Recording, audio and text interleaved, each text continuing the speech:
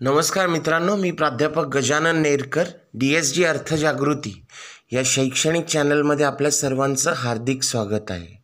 मित्रांनो, आजचा जो विषय आहे तो आहे स्वर्गीय राकेश झुनझुनवाला, एक स्मार्ट गुंतवणूकदार.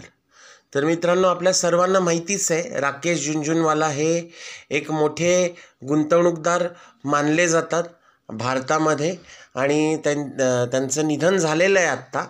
पण अजूनही इंडिव्हिज्युअल इन्व्हेस्टर्सच्या यादीमध्ये ते भारतामध्ये क्रमांक 1चे गुंतवणूकदार आहेत. तर राकेश झुनझुनवाला यांच्या जीवन प्रवासाविषयी आपण जाणून घेऊ. त्यांचा जन्म 5 जुलै 1960 रोजी झाला आणि त्यांचं निधन 14 ऑगस्ट 2022 या दिवशी झालं. ते एक भारतीय अब्जाधीश उद्योगपती आहे, शेअर मार्केट व्यापारी आणि गुंतवणूकदार. रेअर एंटरप्राइज या त्यांच्या मालमत्ता व्यवस्थापन कंपनीमध्ये ते भागीदार आणि व्यवस्थापक होते. रेअर एंटरप्राइज नावाची जी कंपनी आहे मित्रांनो, ती राकेश झुनझुनवालांची कंपनी आहे. अत्यंत कमी वयामध्ये राकेशजींनी आपला करिअरचा प्रवास सुरू केला होता, गुंतवणुकीचा प्रवास सुरू केला होता. सुरुवातीपासूनच केवळ नोकरी आणि नोकरीच्या चक्रामध्ये अडकून न राहता काहीतरी वेगळं करण्याची त्यांची इच्छा होती आणि शेअर मार्केटसारख्या भव्य समुद्रामध्ये त्यांनी उडी घेण्याचा प्रयत्न केला. त्यांना भारताचे वॉरन बुफे असं पण म्हटलं जातं. मित्रांनो, वॉरन बुफे यांच्याविषयी आपण DSG अर्थजागृतीवर एक व्हिडिओ बनवलेला आहे. त्यांचे मौलिक विचार. जागतिक दर्जावर श्रेष्ठ गुंतवणूकदार म्हणून वॉरन बुफे यांचं नाव घेतलं जातं. त्याचप्रमाणे भारताच्या संदर्भात राकेश झुनझुनवाला यांचं नाव घेतलं जातं. आणि राकेश झुनझुनवाला यांचं जे व्यक्तिमत्व होतं ते त्यांच्या आजूबाजूला असलेल्या लोकांनीसुद्धा बऱ्याचदा सांगितलेलं आहे.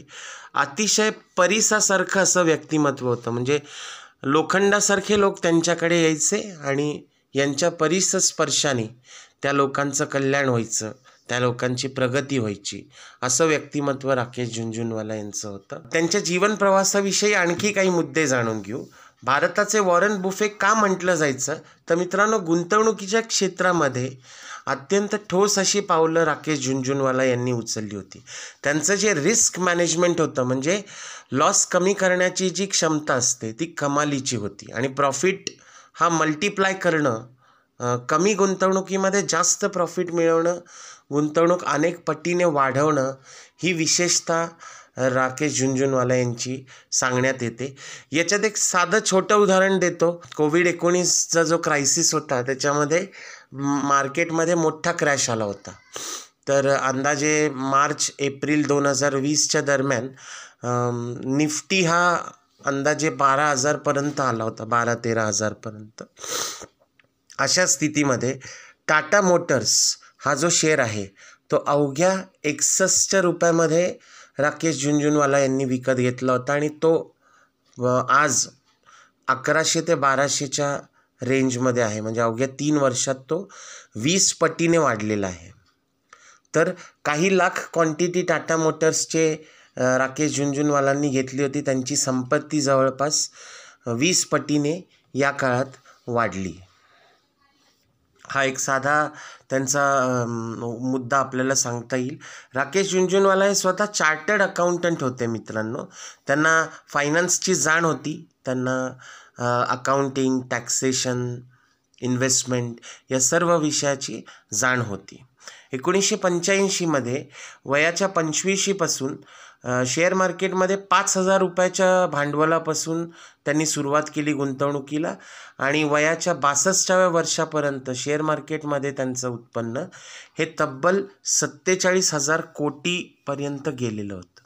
त्यांची संपत्ती जी आहे ती 47,000 कोटींच्या घरात आहे मित्रांनो.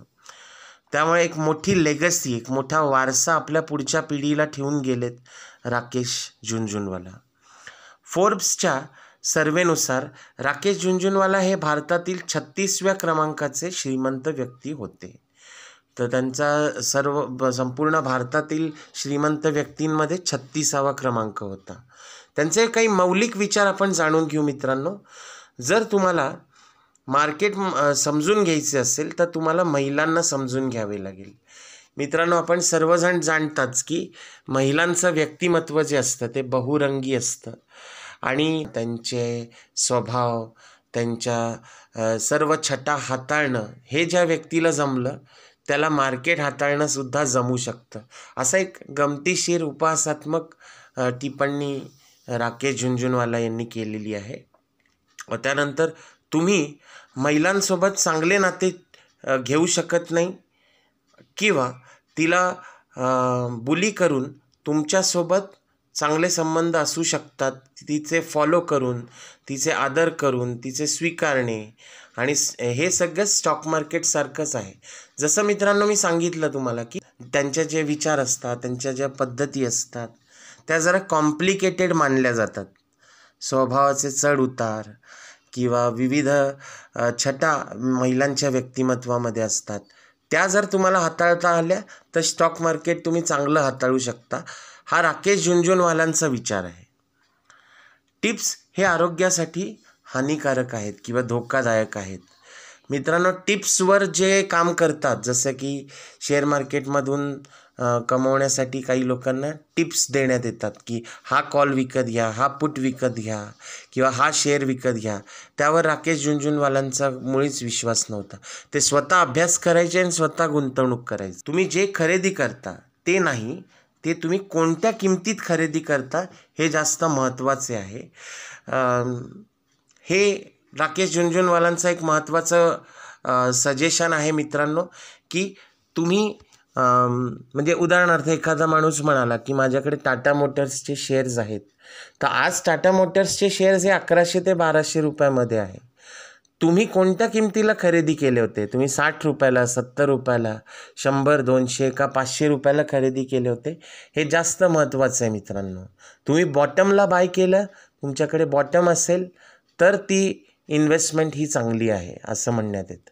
एक साधं उदाहरण देण्याची मला इथे इच्छा होते. एलसीड इन्व्हेस्टिंग म्हणून एक कंपनी आहे जिचा शेअर नुकताच 3 लाखाच्या घरात गेला होता. एकेकाळी अवघ्या 1 वर्षापूर्वी या कंपनीचा शेअर 3 रुपयाचा होता मित्रांनो. तर आज एलसीड इन्व्हेस्टिंगमध्ये शेअर विकत घेत असाल 3 लाख रुपयाला तर त्याला कोणतंच महत्त्व नाही आहे. तुम्ही तो 3 रुपयाचा असताना किंवा 10 रुपयाचा असताना विकत घेतला होता का, हे जास्त महत्त्वाचं आहे मित्रांनो. आज DSD अर्थजागृतीच्या या मंचावर आपण राकेश झुनझुनवाल्यांसारख्या थोर गुंतवणूकदाराविषयी जाणून घेण्याचा प्रयत्न केला. आपले काही प्रश्न असतील तर कॉमेंट सेक्शनमध्ये जरूर ते मांडा. त्याचप्रमाणे आपल्या काही आपण या चॅनलला शेअर करा, सबस्क्राईब करा, आमच्या इतर व्हिडिओजसुद्धा पहा आणि जरूर आपल्या प्रतिक्रिया नोंदवा. मी आपल्याला अशाच एका इंटरेस्टिंग व्हिडिओमध्ये पुन्हा एकदा भेटीन. तोपर्यंत धन्यवाद आणि नमस्कार.